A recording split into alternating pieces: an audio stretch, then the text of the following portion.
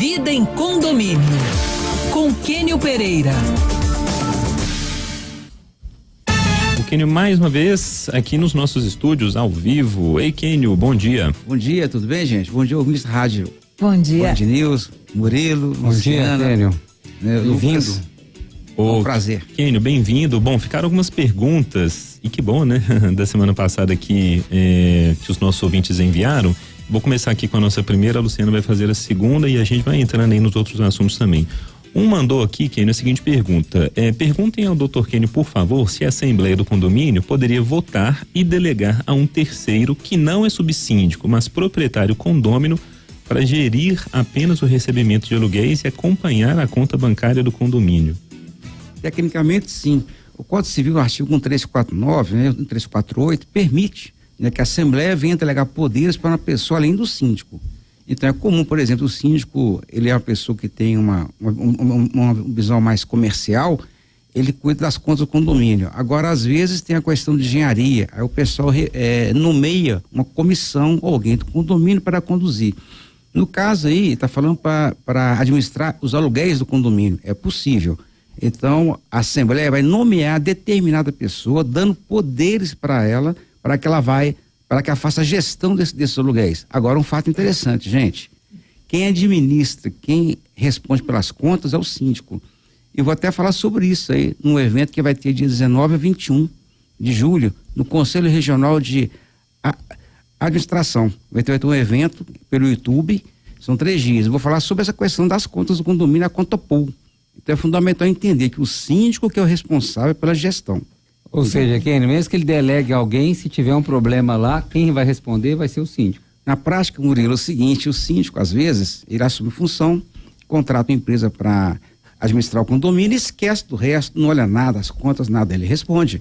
Então é importante entender que ele pode delegar, mas ele tem o dever de fiscalizar, de acompanhar essas contas.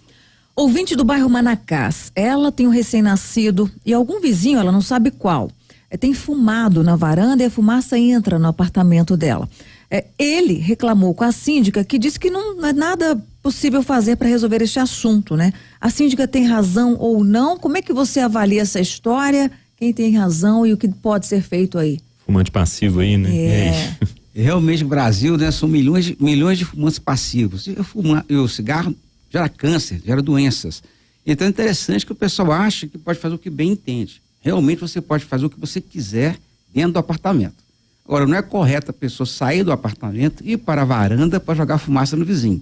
Então, dependendo da situação, pode acarretar até o direito do condomínio aplicar multa. É interessante entender que tem leis, né, que resguardam as pessoas de não fumar. Então você não pode fumar em ambientes fechados. Agora tem um detalhe: quando tem outras pessoas. Então, se a pessoa fumante tem esse prazer maravilhoso de cigarro, que ele restringe esse prazer dentro da casa dele, ele fecha a janela. Ele pode fumar, se intoxicar à vontade, fazer o que ele quiser. Mas o que ele não pode fazer é jogar fumaça na casa do vizinho, e realmente tem locais que a fumaça, ela caminha para esse local e incomoda. Então, havendo esse incômodo, esse vizinho pode chamar um testemunho, o porteiro, o síndico que for, e pode vir até aplicar multa pelo uso nocivo da propriedade.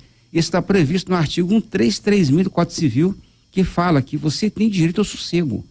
Então a pessoa não tem o direito de jogar fumaça na casa do vizinho. Então, assim, mas a gente está pensando numa varanda, sei lá, que tenha janela, por exemplo, né? E numa varanda aberta, não é direito. E olha que, assim, tem um pânico de cheiro de cigarro. Acho que se estivesse nessa situação dessa ouvinte aqui, eu estaria pé da vida também, mas não é isso que a gente está falando, não é direito da pessoa ir na varanda dela e fumar, por exemplo? E aí? O detalhe, Lucas, vamos trocar ideia. Você pode fumar, direito nosso, eu não fumo, né? Eu não tenho nada contra fumante. Nem eu. Agora, o detalhe que eu quero colocar é que tem situações, tem locais em que a fumaça realmente caminha. O mesmo raciocínio que tem demandas judiciais que condenam o proprietário da churrasqueira. A pessoa mora no apartamento térreo, a gente adora apartamento, mora em prédio. Só que eu vou morar no apartamento térreo e coloco uma churrasqueira. Aí todo dia tem churrasco lá, você tem suas roupas secando, varal, você tem sua casa lá, aquele cheiro de fumaça na sua casa o tempo todo. Isso gera multa. A prefeitura, inclusive, multa os restaurantes que não inibem aquela fumaça que sai da cozinha. Então, realmente, a pessoa tem direito de sim ter seu lazer, mas ela não pode perturbar o vizinho. Agora, um fato interessante, tem pessoas que são muito sensíveis, mas tem situação que eu já vi acontecer, que a fumaça realmente, ela é canalizada para o apartamento de cima. Agora, para evitar dúvida... Bom senso?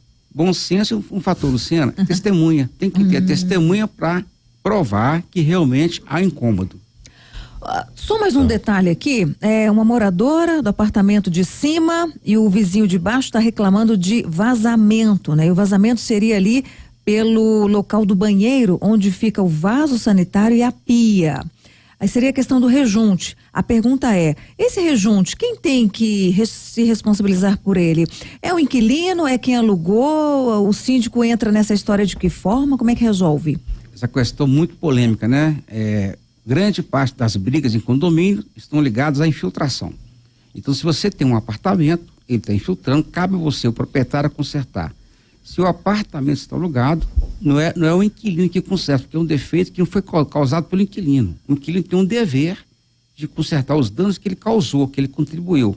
Agora, a infiltração, gente, qualquer apartamento dá. Prédio passou de 20 anos, é comum ocorrer infiltração. Para que me causa perplexidade. Como é que as pessoas se recusam a consertar? É incrível. Isso é ponto pacífico. Tem um apartamento, está vazando no imóvel vizinho, eu tenho que consertar o meu vazamento, no caso, é o proprietário que conserta, não é o inquilino. E se for vazamento da área comum, da prumada, do cano geral do prédio, cabe ao condomínio. E não só consertar o defeito, indenizar os danos que o vazamento causou. Então, se o vazamento danificou armário embutido, danificou equipamento... Pintura, né? Pintura, queimou o computador, tem vazamento que cai água, que é um computador. O proprietário daquele imóvel que vazou tem que indenizar esses danos causados. Tá, aí se o morador que é dono do apartamento com a origem do vazamento se recusar e, sei lá, síndico não conseguir intervir, é justiça? Tranquilamente. Então, primeiramente, a gente apela, né, Luciano, para o bom senso, para a questão de educação.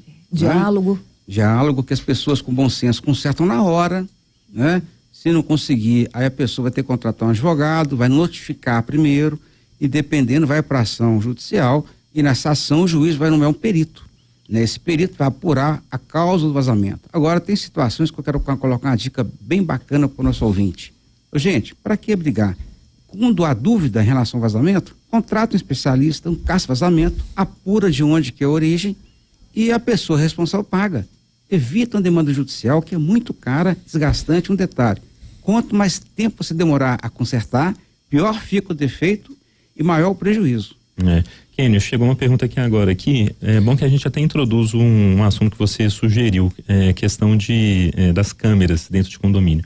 Diz aqui nosso ouvinte, por favor, pergunta ao Dr. Kênio se qualquer morador pode ter acesso às imagens do circuito fechado. Pergunto isso pois o síndico do meu prédio passou a senha das câmeras de segurança para 2 moradoras para elas terem acesso a qualquer momento. Aí ele pergunta, onde fica a privacidade, nossa privacidade nessa condição? Tá, então, primeiramente, né, gente? Câmara em condomínio, né, Murilo? Garagem, corredor, portaria. Acho que hoje todos têm, né, cara? Todos têm que ter acesso. Tá? Isso é áreas comuns. Privacidade é quando a câmera está apontada ou filmando a sua casa, o seu interior.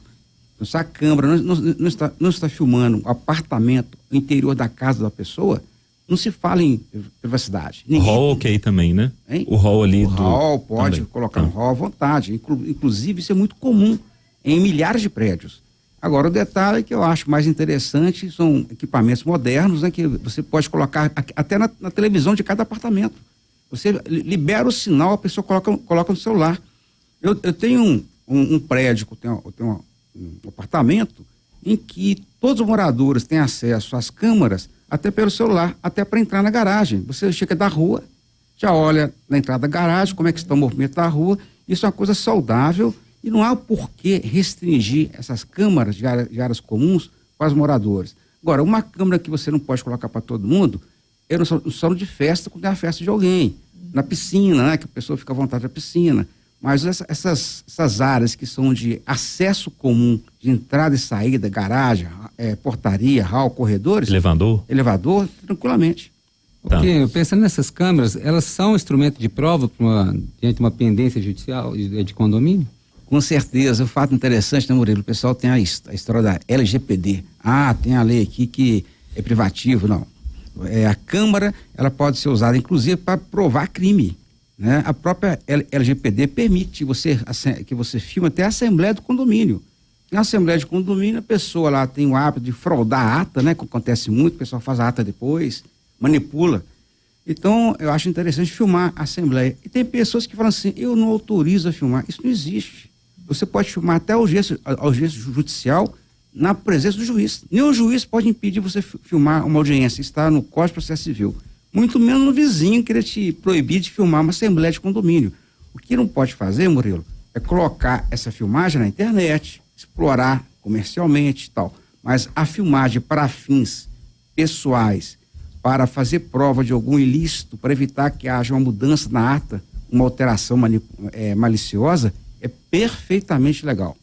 O negócio animado aqui hoje, Kênio, vai ser a nossa derradeira, e o assunto que o Kênio sugeriu a gente vai postergando aí, bom, né? Você está chegando pergunta. Sem problema, gente. É do jeito que a gente gosta. É um prazer ajudar os ouvintes aí. Ô Kênio, tem aqui o nosso ouvinte falando, estamos numa briga no meu condomínio para colocar câmera. O povo não quer pagar R$14 a mais para ter 32 câmeras. Ano passado, por causa de 12 inadimplentes, não foi aprovado. E ele falando que a taxa de inadimplência está em absurdos 35%.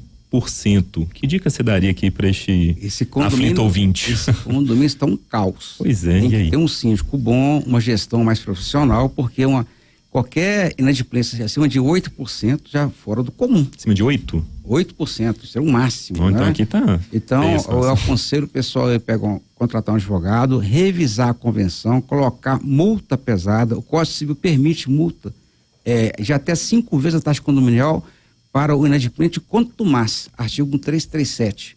Segundo, isso já está decidido, inclusive, no STJ. Né? O pessoal fala assim, é loucura multa de 5 vezes a taxa condominial? O STJ já julgou que quando há uma inadimplência, quanto mais que a pessoa só paga em juízo, você pode aplicar essa multa. O juros pode ser de 1 a 10% ao mês. Esse acima de 1% só se prevê na convenção. Está consagrado também pelo STJ. E em relação às pessoas não quererem pagar R$14, eu acho que o problema não é bem esse, né? Acho que é falta de dinheiro. Uma inadimplência de 32% é realmente absurda. Então, cabe uma gestão mais profissional para coibir a inadimplência e, logicamente, ninguém vai deixar de colocar câmera com os R$14. Acho que isso é interessante. E outra coisa, gente que está atrasada ou inadimplente não vota. Então, não há o porquê não colocar a câmera por causa do inadimplente, porque quem vota é só quem está com as taxas condominiais em dia.